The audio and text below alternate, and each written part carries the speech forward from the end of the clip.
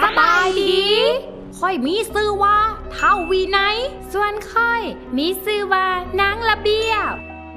พวกเขาทั้งสองจะนำหาทานทั้งหลายไปหู้จักกับกฎจราจรและการนำใส้ถนนที่ถูกต้องเพื่อความปลอดภัยของทานและผู้ขับขี่ทั้งหลายหมวกกันกระทบที่ค่อยกำลังใส่อยู่นี่มีสัญญาณไฟอำนาจติดอยู่เพราะเวลาพ่อของค่อยเห็นไฟเหลืองหรือไฟแดงพ่อค่อยจะหยุดรถทันทีส่วนหมวกกันกระทบที่ค่อยกำลังใส่มีป้ายหยุดติดอยู่พอทุกครั้งที่แม่ของค่อยไปส่งค่อยไปห้องเรียนแม่จะเคารพป้ายจราจรอย่างเคร่งครัด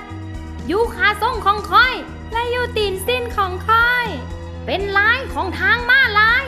เพราะว่าพวกเขาอยากให้ทานข้ามทางอย่างถูกต้องและปลอดภัยน้องระเบียบหูความหมายของป้ายจราจรเหล่านี้หมดทุกป้ายและอ้ายวินัยก็หูอีกว่าถ้าปฏิบัติตามป้ายจราจรพวกนี้พวกเขาจะเดินทางด้วยความปลอดภัยและสวัสดิภาพขับขี่แนวใดน้อจึงจะปลอดภัยต้องมีสติและระมัดระวังเวลาขับรถสังเกตป้ายจราจรที่อยู่ตามแคมทางและลูกศรบอกทิศทางการสัญจรอยู่พื้นทางถ้าท่านเห็นป้ายแบบนี้แม่นท่านต้องให้รถส่วนทางมาไปก่อนตอนที่พ่อของค่อยเห็นป้ายนี้พอจะมักหยุดอยู่หน้าป้ายให้รถที่ส่วนทางมาไปหมดแล้วพอจึงค่อยเคลื่อนรถไปส่วนป้ายนี้มีความหมายว่าห้ามเข้าห้ามรถทุกประเภทผ่านถึงว่าบริเวณนั้นจะบ่มีเจ้าหน้าที่ตำรวจยืนเฝ้าอยู่ท่านก็บ่ควรฝ่าฝืนป้ายห้ามนี้เด้อ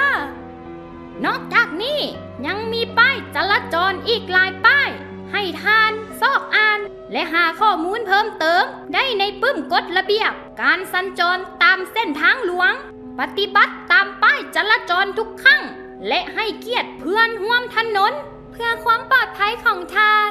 เพื่อความปลอดภัยของทุกคน